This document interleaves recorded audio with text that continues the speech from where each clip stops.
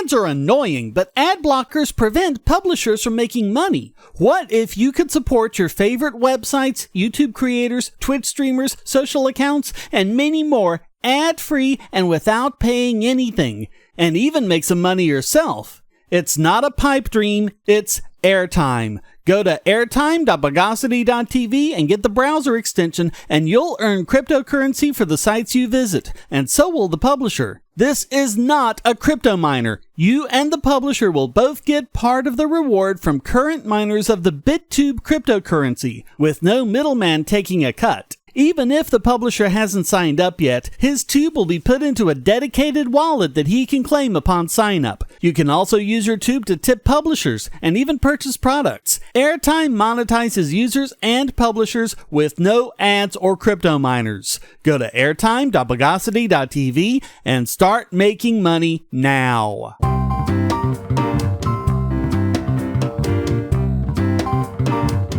Welcome to the Bogosity podcast for the week of the 13th of January, 2019. The podcast that read the news today, oh boy.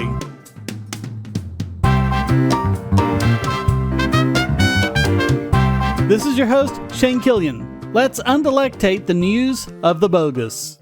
And hey, imagine that. Google wants to change the Chromium API in a way that'll stop many ad blockers from working. Gee, 'cause it's not like they make a crap load of money from ads or anything. If the update happens, basic filtering ad blockers like AdBlock Plus will still be able to function, sort of, but more advanced blockers like uBlock Origin will be severely limited. And this is a change that will affect all Chromium-based browsers, not just Chrome, but also Opera, Komodo, Vivaldi, Brave, and many others, and soon the list will include Microsoft Edge as well. Right now, the API allows browser extensions to block, modify, or redirect portions of a web page. This update would mean that extensions can only read network requests, not modify them. By the way, this would also stifle the incredible innovation that the Airtime extension represents. Why are they doing this? Listen to this Bogosity from the design document.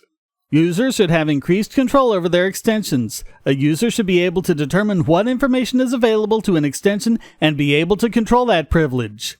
But how does stopping extensions from being able to do a certain thing give users more control? The Declarative Net Request API provides better privacy to users because extensions can't actually read the network requests made on the user's behalf. Oh, really?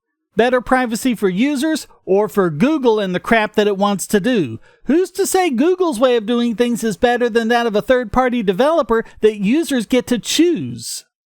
But the issue goes beyond just ad blockers. This update would also kill antivirus products, parental control filters, script control extensions such as NoScript, and other extensions intended to stop malware, spyware, and other functions. The good news is that it looks like this is already being killed. Literally, as I was finalizing this podcast, Google clarified that this was just a proposal, and they walked back their statements about ad blocking and user control. According to Chromium engineer Andrew Meyer, quote, "This change is not intended to gimp ad blockers. Rather, it is designed to make them faster and more secure. Yes, even despite the limitations that might impact uBlock. The new proposed content blocking API is not final and can/will be changed." Here's hoping that the changes are either abandoned or implemented in a way that allows existing extensions to keep working as they are. Remember that web pages are downloaded to and run on your computer, which is your private property. You absolutely have the right to 100% control over every single thing that runs on your computer. You can run whatever you want, and you can stop running whatever you want. Google seems to have forgotten that. Hopefully, we're reminding them, and reminding them big time. Say, if you're tired of the promos in this podcast, well, the patrons got it early and with no ads or promos. Just go to patreon.bogosity.tv and donate at any level. Do you have children or nieces or nephews? Are you homeschooling or just want to counter some of the socialist indoctrination most children get in school? If so, go to bogosity.tv/TuttleTwins, and you'll be taken to a website where you can get some great books for elementary-age children. The Tuttle Twins books are books about liberty and free market economics that include children's versions of Bastiat's The Law, Leonard Read's I, Pencil, and Hayek's The Road to Serfdom, as well as books about the Federal Reserve and how regulations protect business cronies. They'll learn about the harm caused by eminent domain, or regulations passed in the name of safety, and fundamental concepts of liberty. And as you can see from the sample pages on the website, they're all easy to read and nicely illustrated. They're just $9.99 a piece, or get a special discount as well as free bonuses when you purchase all 5. You can even buy in bulk to donate to schools and local libraries. So get the Tuttle Twins books at bogosity.tv/TuttleTwins. Another landmark right-to-be-forgotten case shows one more way that such an idea is terrible. It isn't that bad as a concept when you're talking about things like user data and you want to be able to remove your data from, say, a social media site that's selling it to advertisers and other third parties, but the European precedent is so broad, it even covers newsworthy items of public interest, as we've covered before. And now a European court just ruled that you don't have the right to know if the surgeon who's going to operate on you was suspended for malpractice. I kid you not. There are websites that give information on doctors and surgeons and what disciplinary action has been taken against them in the past. There are also online forums where these things are discussed. Google, as it does, provides search results to those sites when the doctor's name is searched for. The court claimed that this is a digital pillory amounting to an unofficial blacklist. They claimed that the surgeon filing the suit had, quote, an interest in not indicating that every time someone enters their full name on Google's search engine, almost immediately the mention of her name appears on the blacklist of doctors, and this importance adds more weight than the public's interest in finding this information in this way. So you basically have no right to know if the person who's going to be your surgeon has committed malpractice. They have more of a right to their money than you have a right to your health. Understand, the information is still public and still accessible on those various websites, but Google can no longer link to it, and without those websites in the search results, how are people supposed to find it? The surgeon's ambulance chaser said, quote, now they will have to bring down thousands of pages. This is what will happen in my view. There is a medical disciplinary panel, but Google have been the judge until now. They have decided whether to take a page down, and why do they have that position? But the pages aren't taken down. As long as the information on them is true, the court has no authority to take them down. But they are saying that Google has no right to tell people about them. This shyster has sought the removal of over 15 doctors who have faced disciplinary action from this so-called blacklist. Yeah, wonderful socialist governments like in Europe care so much about your health care. Right.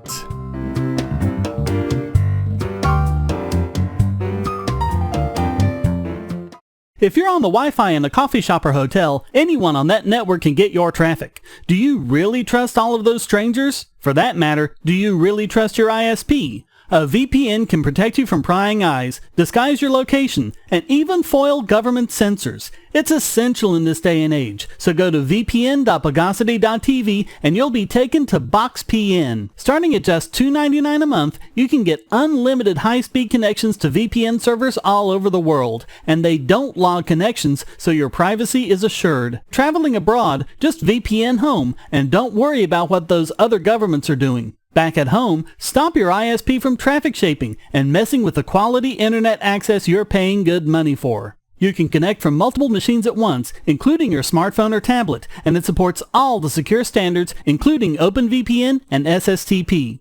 Bypass censors and surveillance with your own secure VPN connection. Go to vpn.bogosity.tv.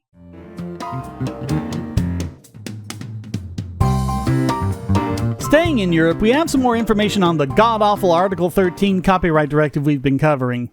Of course, there's been a lot of lobbying against it, but of course that's because of evil capitalist profiteers who want to rob money from the little guy. As Jeff Taylor of BPI said, the U.S. tech lobby has been using its enormous reach and resources to try to whip up an alarmist campaign. Richard Ashcroft of PRS for Music wrote, "The internet giants have whipped up a social media storm of misinformation about the proposed changes in order to preserve their current advantage." Or Michael Dugar of UK Music, "This propaganda is being cynically peddled by big tech like Google's YouTube with a huge vested and multi-million-pound interest in this battle." Of course, by far most of the lobbying was done for the article by the giant publishing industries in music, movies, and journalism, and they've always acted to preserve their own interests at the expense of the little guy.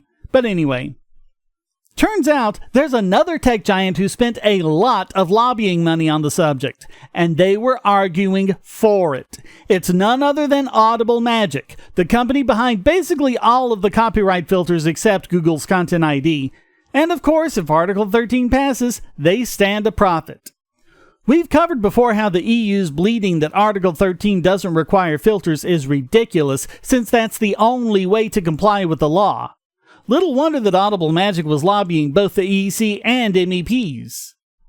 Audible Magic's prices start at $1,000 a month, and that's just for on-device databases. Hosted databases start at twice that amount, and that only covers very meager usage levels. Their filters at the prices they charge basically kill the margins for small companies. And as we've seen, these filters experience false positives and false negatives all the time. Not only that, but, again, contrary to what EU policymakers claim, these filters have no means of distinguishing an infringing use from fair use such as parody or criticism. And among their arguments was the claim that safe harbors, which are designed to remove barriers to entry for smaller companies, actually create barriers somehow for smaller and independent artists and producers. Exactly the same laughable claim we've seen European policymakers claim. They even presented a graph showing their filters being an entire layer of access between online users and internet services, which would basically make them and the big content companies sole arbiters of what is and is not allowable online. Of course, Audible Magic has nothing to lose for every item they falsely filter, and Article 13 provides no penalties for non-infringing content that gets filtered. We saw last week what happened when people called for even basic protections here. And let's not also forget that the big criticism from the big publishing companies is that this article isn't strict enough. It's almost like it's the way I've been saying all along. This has nothing to do with piracy and everything to do with keeping down smaller competition.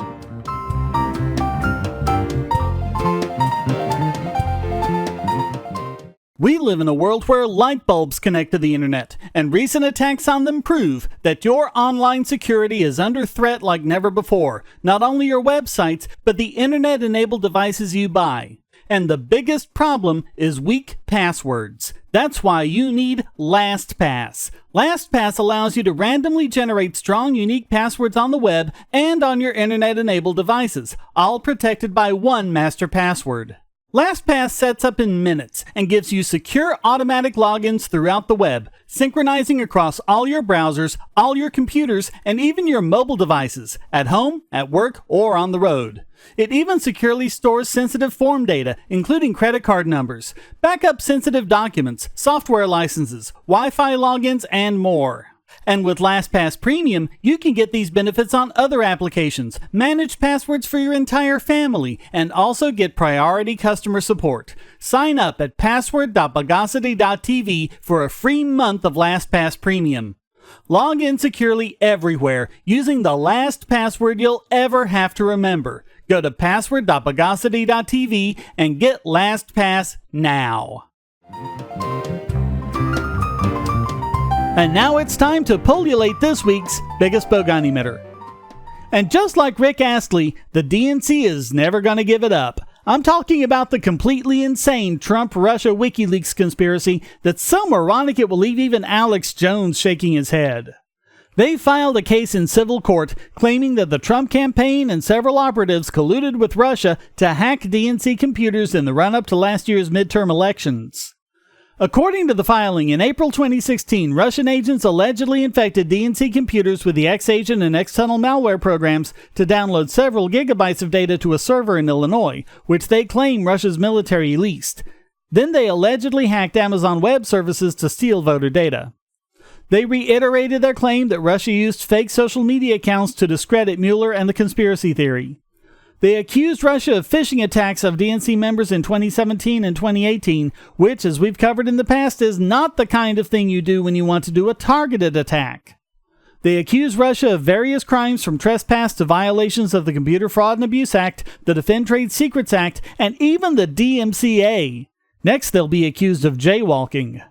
The thing is, even if all of that is true, the rest of it is still astoundingly moronic. Included in the suit are WikiLeaks, Julian Assange, the Trump campaign, and several Trump associates for violations of the Wiretap Act, the Uniform Trade Secrets Act, and RICO.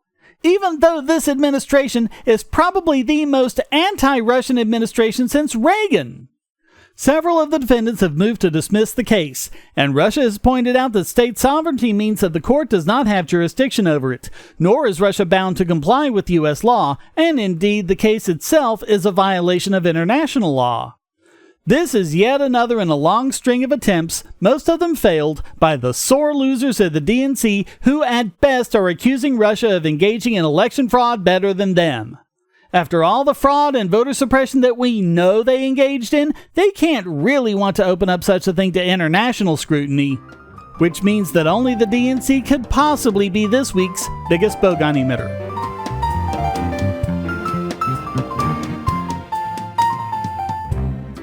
You can save 15% or more at Amazon when you pay with Bitcoin or Bitcoin Cash. Just go to purse.bogosity.tv. You can set your own discount. 5% gets you fastest delivery, or you can set it to 30% or more if you're not in a hurry. Purse makes it so easy to save money at Amazon by buying with crypto. Just go to purse.bogosity.tv and start saving now.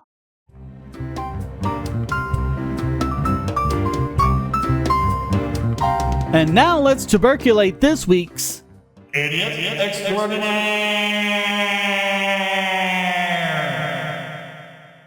Out of all the people in the media losing their flotsam over the political theater that is the faux government shutdown, among the most ridiculous has to be Jen Sorensen, who encapsulated the stupid most efficiently in a 4-panel cartoon. Entitled, "Yeah, Who Needs It?" And beginning with the caption, "No government, no problem," Sorensen proceeds to engage in the most ridiculous fear-mongering imaginable. The first panel shows a federal employee with a paycheck of $0, and Trump is saying, "At least an illegal isn't taking your paycheck."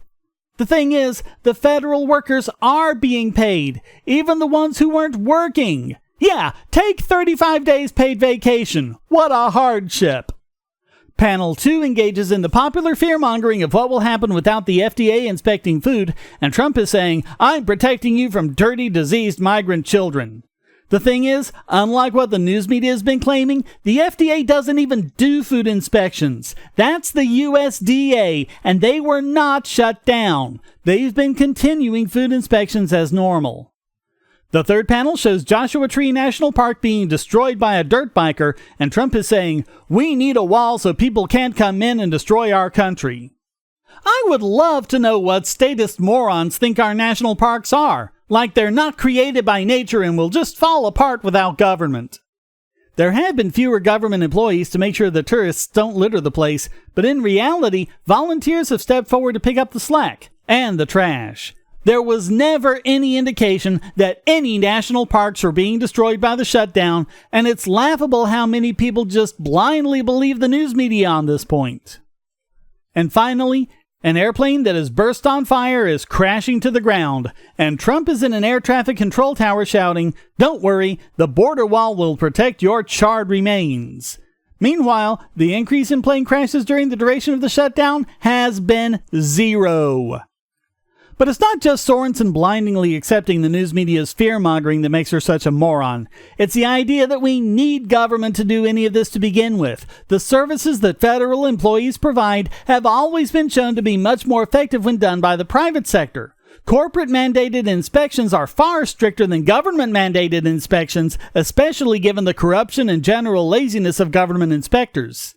National parklands have been there for millions of years, and many countries such as Canada have found out that private companies do a much better job of air traffic control for much less money than government.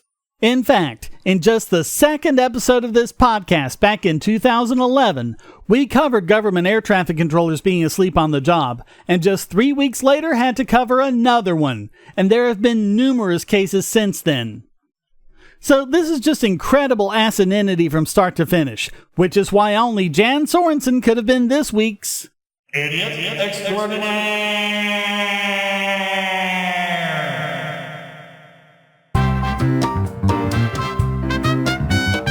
Well, that wraps up this Long You Live and High You Fly edition of the Bogosity podcast. Come join the discussion at discord.bogosity.tv and feel free to send a question, statement, news article, or rant in text or audio to podcast@bogosity.tv. This podcast depends on you to keep going, so please donate to Shane DK on PayPal, or if you want to use crypto, you can donate at altcoins.bogosity.tv. You can also support Shane DK on Patreon or Subscribestar to get the podcast and YouTube videos early and ad-free.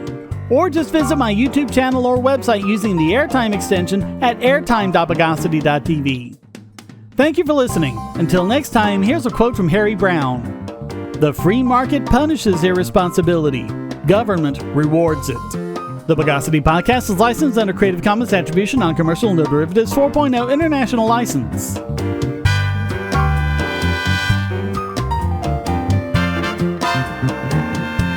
Bogosity.